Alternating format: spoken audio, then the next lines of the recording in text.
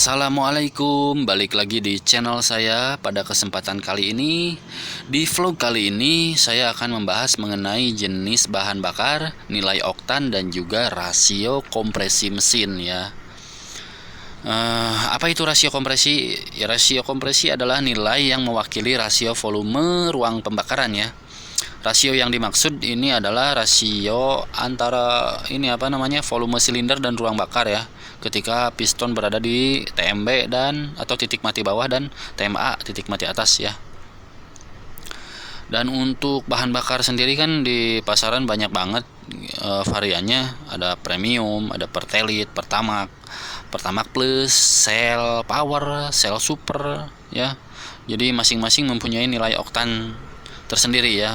Ada yang nilai oktannya itu 80, 90, 92, 95 itu yang paling banyak ditemui di pom bensin ya di kita. Nah, untuk rasio kompresi itu tiap mesin kan atau tiap motor kan tentu saja pasti beda-beda ya, nggak mungkin sama. Apalagi motor-motor keluaran dulu dan keluaran sekarang itu pasti beda. Yang sekarang cenderung tinggi-tinggi rasio kompresinya. Dan sudah injeksi juga kan. Nah, untuk rasio kompresi ini saya punya tabelnya nih. Ada tabel nilai oktan ya sesuai dengan rasio kompresi ini. Bisa dilihat untuk tabelnya dari mulai jenis bahan bakar, nilai RON-nya juga rasio kompresi mesinnya masing-masing ini bisa dilihat. Jadi untuk rasio kompresi mesin yang 7 sampai 9 banding 1 itu kan premium ya dengan RON 80 dan ada pertalite, pertamax plus nih semuanya ada ya. Nah, terus ini juga saya bikin sebenarnya udah pernah gitu kan mengenai bahasan rasio kompresi ini, tapi saya bahas lagi kenapa? Karena masih ada banyak pertanyaan yang nanyain masalah bensin apa yang cocok buat saya gitu kan, buat motor saya. Ya semua bahan bakar juga cocok ya kalau sesuai dengan peruntukannya masing-masing gitu kan.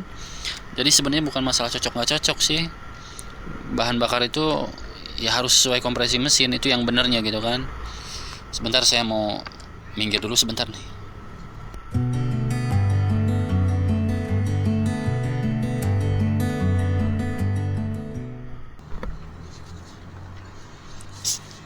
Oke, lanjut. Tadi sampai mana ya?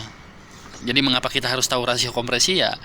Biar kita nggak salah gitu kan dalam memilih jenis bahan bakar. Bukan salah, lebih tepatnya kurang tepat gitu kan kalau ngisi bensin nggak sesuai rasio kompresi mesin, karena ada dampak baik dan buruknya juga ya. Untuk dampak jangka panjangnya kalau kita kurang tepat ngisi bensin ya yang tidak sesuai dengan rasio kompresi mesin, itu ruang bakarnya bisa menjadi cepat kotor gitu kan. Terus sisa kerak karbon pembakarannya di ruang bakarnya jadi lebih banyak gitu kan. Itu kalau jangka panjang ya, bertahun-tahun salah gitu kan, kurang tepat dalam ngisi BBM. Nah, terus bisa timbul mesin ngelitik gitu kan, cepat panas. Tapi ini buat orang-orang yang peka dan sedikitnya tahu mesin ya gitu, peka terhadap mesin, tahu mesin pasti bisa ngerasain bedanya gitu kan. Itu bahkan bisa lebih boros atau tenaganya jadi nggak maksimal pokoknya. Tapi kadang-kadang ada juga orang yang berpendapat ini motor saya sudah saya isi nggak sesuai rasio kompresi juga nggak apa-apa gitu kan.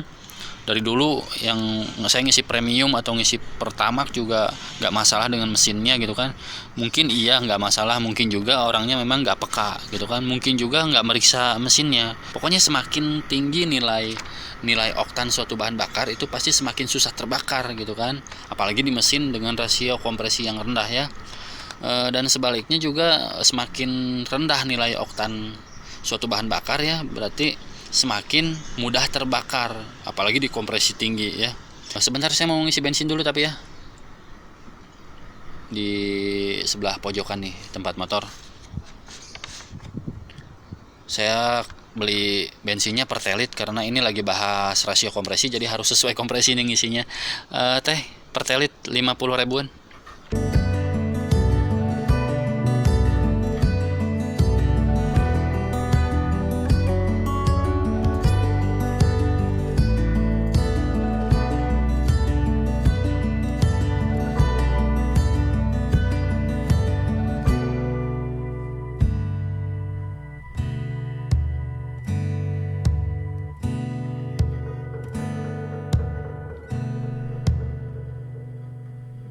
Ya artosna teh.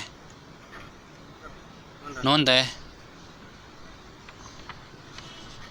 Oke, saya sudah ngisi bensin nih gocap. Tapi tangkinya ini masih kosong ya. Belum full gitu. Sebenarnya tadi masih ada sih bensinnya tapi saya isi aja. Ini 50.000 nggak belum full juga tapi kalau ngisi 100.000 takutnya terlalu penuh juga. Jadi ya udahlah. Nggak usah full amat. Ini cuma apa namanya? Cadangan aja biar sekalian lewat aja gitu kan, berhubung jarang keluar juga nih saya soalnya lagi PSBB jadi nggak jauh-jauh juga, ini cuma sambil lewat sambil nge-vlog sambil ngisi bensin. Sampai di mana tadi? Oh ya pokoknya nih, jika oh ya ada pertanyaan juga bagaimana yang terjadi gitu kan kalau motor saya injeksi terus diisi premium gitu kan. Nah jadi ginilah, secara ini saya menjelaskan gampangnya ya. Jadi jika mesin yang kompresinya tinggi gitu kan dikasih oktan yang rendah, itu pasti mesinnya bermasalah, pasti ada knocking. Apa itu knocking? Pasti bunyi ngelitik gitu kan. Lama-lama kalau keterusan itu piston bisa rusak gitu kan. Nah terus sebaliknya kalau mesinnya kompresi rendah gitu kan, motor-motor dulu atau motor-motor yang cc-nya kecil itu dikasih oktan yang tinggi, misalkan cell power atau di atasnya lagi gitu kan, pasti pembakarannya itu nggak sempurna. Pasti ruang bakarnya kurang dari setahun itu udah berkerak banget, udah kotor dan bisa menyebabkan busi cepat mati juga, businya hitam gitu kan. Ya artinya kan pembakarannya nggak sempurna. Terus lama-lama juga si kerak karbonnya itu bisa nempel di alur linear klepnya dan bisa mengganjal juga, akhirnya kompresi mesin jadi bocor dan tenaganya jadi kurang ya. Nah untuk pendapat, ada yang sebagian berpendapat apa, kalau pakai cell power terus mesinnya jadi mendadak jadi kenceng segala macam lah, pokoknya kalau pakai bahan bakarnya pertama terus jadi irit segala macam, itu sebenarnya mungkin sugesti aja gitu kan, karena kan relatif juga. Tapi kalau ini secara teori aja saya neranginnya gitu kan, walaupun di lapangan ya kadang-kadang kita ngisi apa aja yang ada ya, karena situasi dan kondisi misalkan nggak memungkinkan adanya pertamax ya pertamax, tapi diusahakan sesuai kompresi mesin ya biar aman gitu kan untuk yang seneng merawat motor. Kalau enggak ya nggak apa-apa lah, saka inget juga gitu kan. Oke, jadi itu aja yang bisa saya terangkan, yang bisa saya jelaskan, yang bisa saya bagi pada kesempatan kali ini. Semoga bermanfaat. Terima kasih yang udah nontonin. Jangan lupa like and subscribe. Assalamualaikum.